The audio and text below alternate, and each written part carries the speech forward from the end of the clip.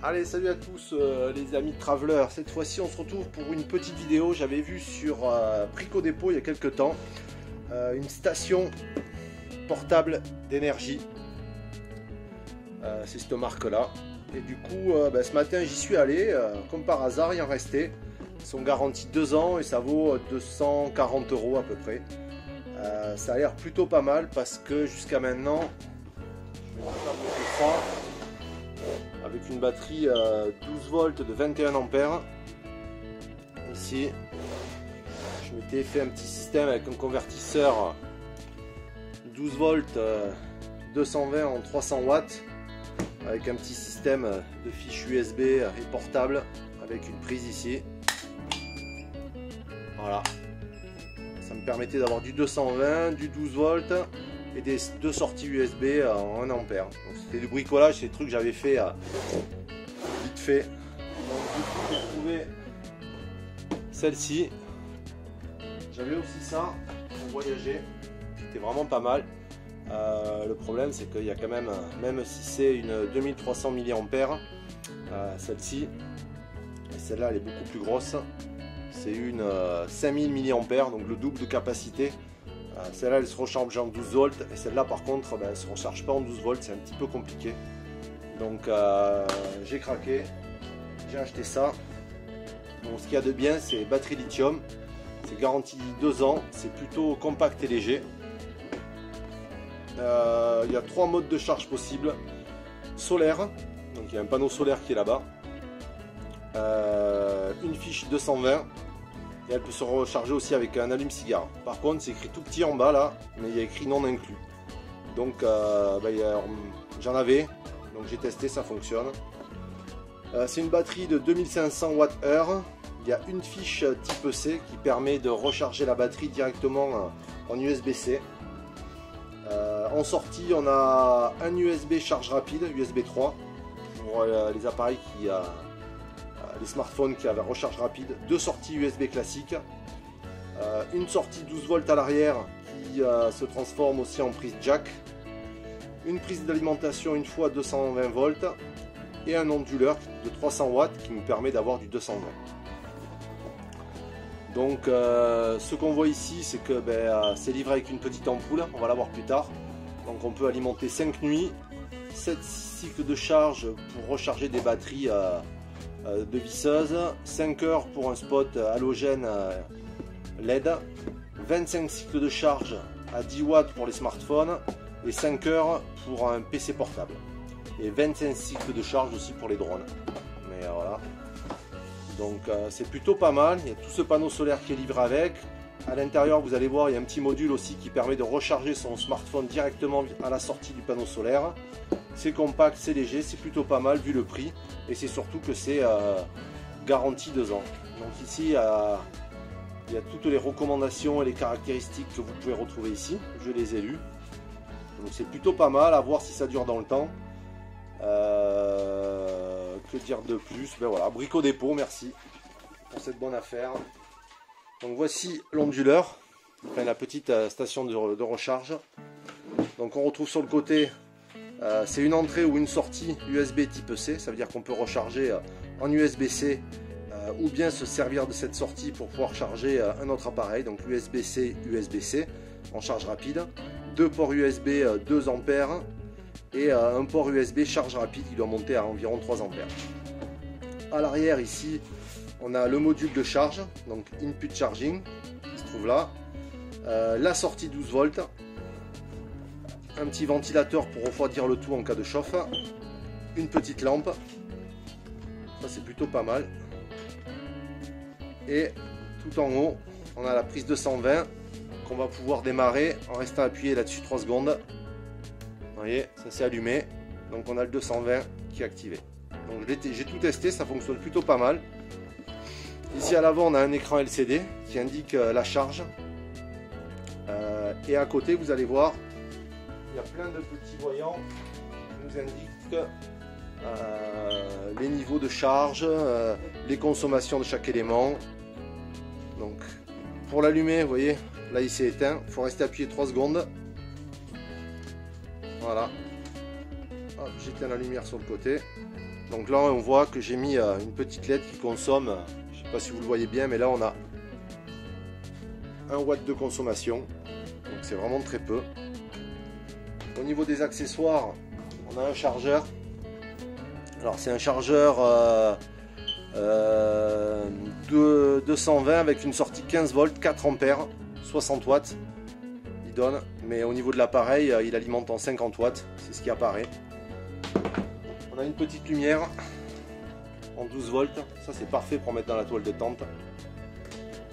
Bien sûr on a le manuel complet, donc il va falloir le lire un petit peu, il y a pas mal de blabla, mais voilà, je pense qu'il faut prendre le temps de le lire.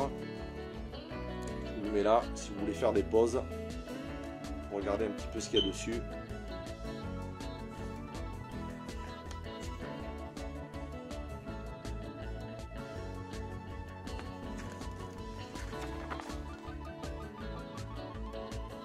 Donc voilà, là c'est ça qui m'intéressait, pouvoir le recharger en 12 volts dans la voiture. Mais le problème c'est qu'il n'y a pas le câble, donc il faut en trouver un. C'est-à-dire une sortie allume-cigare 12 volts avec une prise jack 2.5.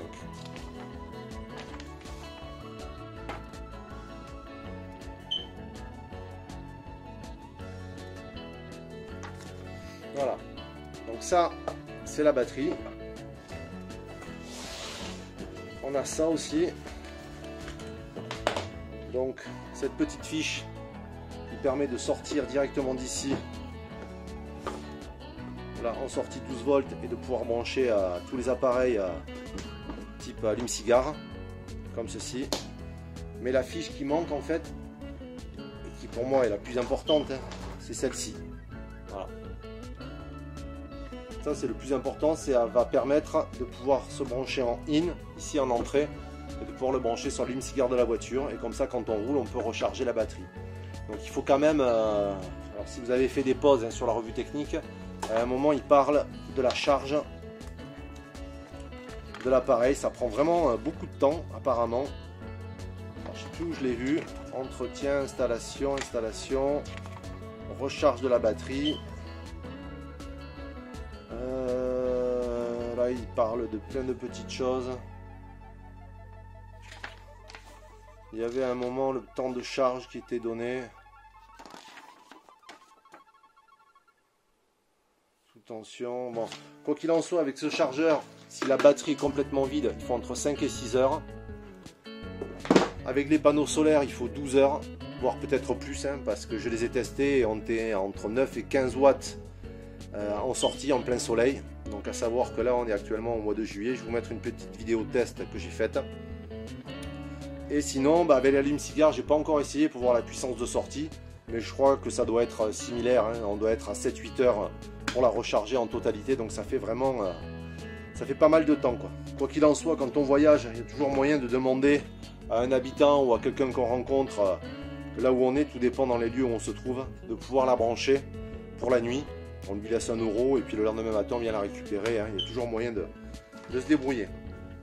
Donc voilà, la seule chose la plus importante c'était ce câble, vous voyez, j'en ai pris 2 même, au cas où. Et ensuite au niveau du panneau solaire, ici, on a un petit module à l'intérieur, avec, je sais pas si on va voir, voilà, avec la sortie, avec ce câble là qui nous est fourni, qui va permettre de venir se relier entre le panneau solaire et la batterie, pour pouvoir la recharger. Donc on a un petit voyant ici. Quand il est rouge, c'est qu'il n'y a pas assez de soleil, il n'y a pas assez d'intensité. Et dès qu'il passe au vert, ça veut dire qu'on est bon et qu'il est à pleine puissance. Donc un USB ici et la sortie. Ça c'est vraiment pas mal, ces systèmes de panneaux solaires portables.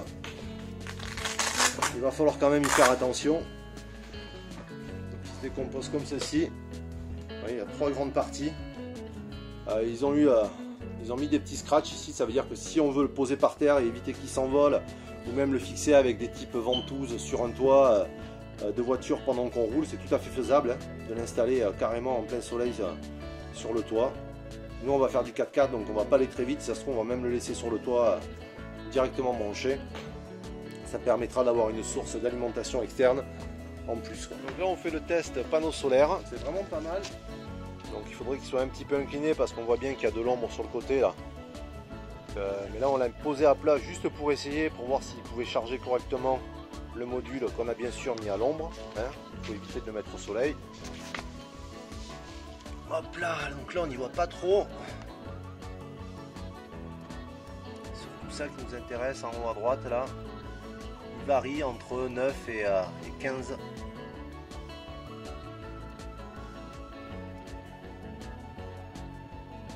« 14, 11, 14, 8, 12. » Mais bon, ça charge. Ça permet d'avoir une alimentation solaire.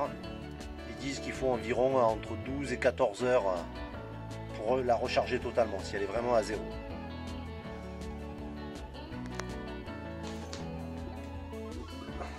Et ça, c'est bien parce que dans la tente de toit, ça va vraiment nous être utile. 1, 2, 3, hop. Donc là, il est allumé. On voit bien ici USB-C, DC, tout est prêt à être connecté. Out, on a 0 en consommation. Donc tout à l'heure ça n'a pas marché à 2 reprises. Si je me branche là et que j'allume, eh ben là ça marche cette fois-ci. Ouais. Je sais pas pourquoi, tout à l'heure j'ai fait plein d'essais et la sortie ne fonctionnait pas. J'avais été obligé de brancher un ventilateur pour vraiment mettre un choc, une demande d'énergie pour que ça puisse sortir vraiment, que le truc s'enclenche et qu'il capte qu'il y avait un besoin énergétique. Là au premier coup ça s'est allumé. Ouais, plutôt pas mal. Donc là je vais allumer le truc. C'est vraiment une station sympa parce que bah là on voit que je consomme 5 watts. Je vais pouvoir rajouter des USB. Là elle est toute neuve donc ça devrait tenir un certain temps. On peut, voilà, même pour se regarder des petits films le soir, brancher la tablette, c'est vraiment sympa. C'est transportable, facile d'utilisation. Je vais voir ce que ça donne tout à l'heure dans le van et dans le 4x4. Mais voilà, entre ça et ça, bah, il n'y a pas photo. Hein. Là on a un truc régulé avec des résistances contre la surcharge et tous les problèmes. Là on était vraiment sur un truc plutôt artisanal, mais ça avait l'air de bien fonctionner pour le moment. Voilà, bah écoutez, je laisserai dans les commentaires à notre retour. Là on part dans une petite semaine, donc on verra dans notre retour d'ici 3 semaines si ça a tenu, et je vous donnerai mon avis. On fera un petit retour produit pour ceci. Et aussi sur Brico Dépôt, il y avait un truc qui est vraiment bien quand on voyage, c'est ça. Un petit ventilateur USB avec une batterie à l'arrière qui permet d'avoir un peu d'air frais, surtout dans la toile de tente où on s'apprête à dormir pendant 3 semaines. Je pense que ça va être un petit plus quoi. Donc ça c'est pareil, c'est en USB, je pourrais le brancher directement dessus. Ça consomme 3 fois rien, il y a une batterie interne. Donc tout ça c'est des petits produits qui ne coûtent pas grand chose mais qui sont bien pratiques dans l'aventure au quotidien. Allez, voilà pour cette petite présentation. Je vous mettrai un petit lien pour le retour test de cette petite EFACOM. Allez, à ciao.